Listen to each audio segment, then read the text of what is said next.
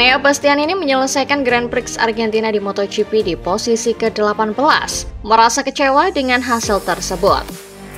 Meskipun memulai balapan dari posisi ke-21, pembalap KTM Tech3 ini sempat optimis dapat meraih hasil lebih baik setelah start yang kuat. Berhasil naik beberapa posisi dalam beberapa tikungan awal. Namun harapannya pupus akibat insiden dengan Raul Fernandez pada lap kedua.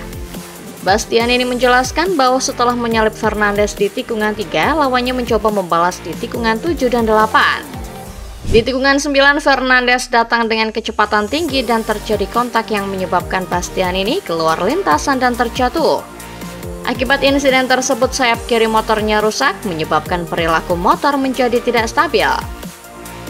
Meskipun demikian, Bastianini berusaha melanjutkan balapan dan mempertahankan kecepatan yang kompetitif. Namun upayanya untuk mengejar ketertinggalan membuat ban motornya terkuras, terutama 4 lap menjelang finish, sehingga sulit baginya untuk mempertahankan performa. Bastianini mengungkapkan kekecewaannya karena merasa memiliki kecepatan yang baik dan potensi untuk meraih hasil lebih baik jika bukan karena insiden tersebut. Ia menilai dirinya kurang beruntung dalam balapan ini mengingat performa dan langkah positif yang telah ditunjukkannya sepanjang akhir pekan.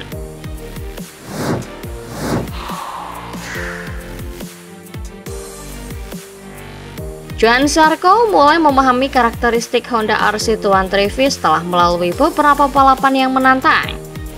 Pembalap Prancis itu mengakui bahwa meskipun motor ini masih memiliki kelemahan, terutama dalam hal kecepatan di lintasan lurus, ada juga beberapa aspek positif yang bisa dimaksimalkan.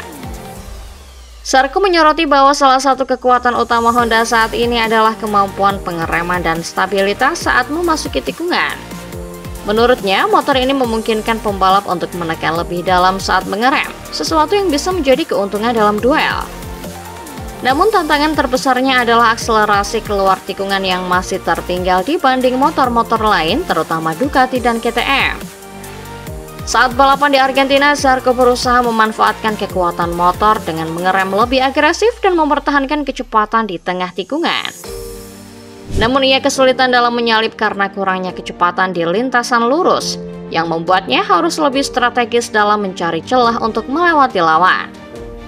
Menggunakan Honda, Zarco mengaku harus menyesuaikan gaya balapnya agar bisa mendapatkan hasil maksimal. Ia mulai membiasakan diri dengan karakteristik motor yang telah menuntut pengereman tajam dan masuk tikungan lebih cepat, daripada mengandalkan akselerasi seperti saat ia mengendarai Ducati sebelumnya. Dalam beberapa balapan terakhir, Zarco juga mulai lebih percaya diri dengan cengkraman ban depan Honda, yang menjadi salah satu faktor penting dalam menyesuaikan strategi balapnya. Namun, ia masih membutuhkan lebih banyak waktu dan data untuk benar-benar memahami batas kemampuan motor di berbagai kondisi lintasan.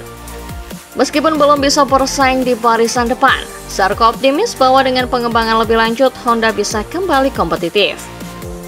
Dengan adanya aturan konsesi yang memungkinkan Honda melakukan lebih banyak pengujian dan pengembangan, ia berharap bisa mendapatkan motor yang lebih seimbang dalam beberapa balapan mendatang.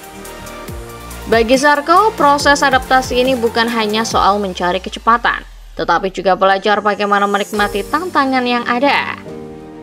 Ia menegaskan bahwa setiap balapan adalah kesempatan untuk memahami lebih dalam motor Honda dan mencari cara terbaik untuk memaksimalkannya di lintasan.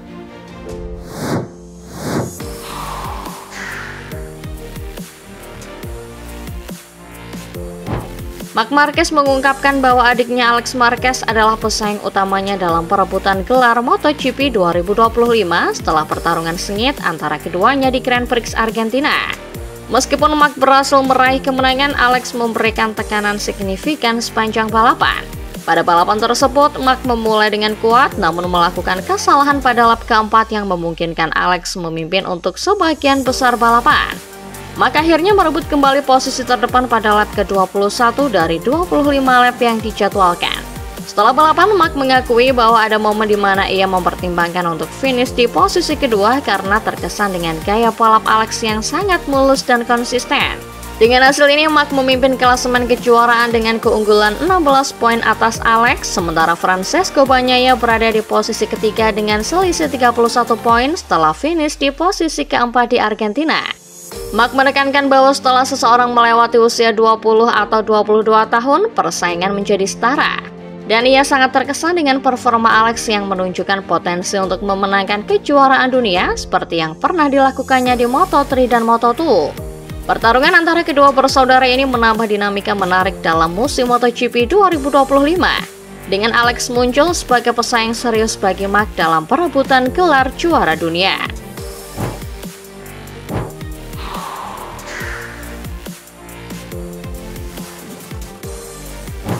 Alex Marquez menepis anggapan bahwa ia memiliki terlalu banyak rasa hormat terhadap kakaknya Marc Marquez setelah pertarungan ketat mereka di MotoGP Argentina. Dalam balapan tersebut, Alex finish hanya 1,3 detik di belakang Marc, menunjukkan persaingan yang semakin kompetitif antara keduanya. Pada awal balapan, Alex berhasil mempertahankan posisinya meskipun mendapat tekanan dari Francesco Bagnaia.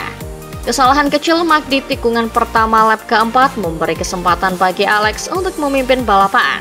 Ia mencoba mempertahankan kecepatan tinggi dan berhasil menciptakan jarak dengan grup kedua. Namun Marc berhasil mengejar dan mencoba menyalip Alex dengan 10 lap tersisa, meskipun manuver tersebut membuatnya melebar. Keduanya mencatat waktu lap terbaik mereka pada lap ke-19 dari 25 lap yang dijadwalkan. Pada akhirnya, Marc berhasil mengambil alih posisi terdepan dengan 5 lap tersisa. Alex mengakui bahwa saat Marc menyerangnya pertama kali di tikungan 5, ia berusaha memberikan 100% kemampuannya. Meskipun hampir kehilangan kendali di beberapa tikungan, Alex merasa senang dengan performanya sepanjang akhir pekan tersebut. Dengan hasil ini, Alex telah finish sebagai runner-up di belakang Marc dalam 4 balapan musim ini. Ia menyatakan bahwa saat ini adalah momen terkuatnya di MotoGP, merasa motor yang dikendarainya sangat sesuai dengan gaya balapnya dan menikmati setiap momen di atas motor. Alex menekankan pentingnya terus bekerja keras dan menjaga momentum positif yang telah dibangun bersama timnya.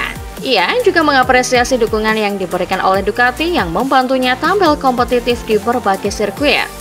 Meskipun masih ada area yang perlu ditingkatkan dibandingkan dengan Marc, Alex bertekad untuk terus belajar dan berkembang sebagai pembalap. Ia menjaga keseimbangan antara rasa hormat terhadap kakaknya dan keinginannya untuk mengalahkannya, dengan mempelajari keunggulan Marc untuk meningkatkan kemampuannya sendiri.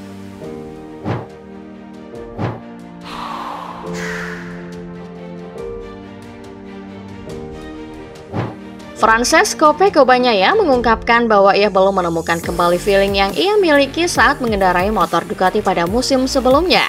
Hal ini disampaikannya setelah finish di posisi keempat pada Grand Prix Argentina, tertinggal 5,536 detik di belakang Marc Marquez. Bagnaia, juara dunia MotoGP 2 kali, diharapkan menjadi penantang utama Marquez pada musim 2025. Namun setelah 2 seri, Marquez memimpin klasemen dengan rekor kemenangan 100%. Unggul 16 poin atas Alex Marquez, sementara Bagnaia tertinggal 31 poin di posisi ketiga. Di Argentina, Bagnaia mencatatkan waktu lap yang sedikit lebih lambat dibandingkan dua pembalap terdepan. Ia juga kehilangan waktu saat berduel dengan Johan Zarco dan Franco Morbidelli. Bagnaia mengakui bahwa Morbidelli yang menggunakan ban kompon lunak tampil lebih baik di beberapa bagian trek. Bagnaia menyadari perlunya peningkatan untuk menemukan kembali feeling yang ia miliki musim lalu. Ia menekankan bahwa posisi keempat atau bahkan ketiga bukanlah tempat yang diinginkannya, dan ia berambisi untuk kembali ke posisi puncak. Menjelang Grand Prix Amerika yang sebelumnya menjadi sirkuit sulit bagi Bagnaia dan merupakan kekuatan bagi Marquez, ia berharap dapat menemukan pengaturan yang tepat pada GP25 untuk bersaing dengan Marquez.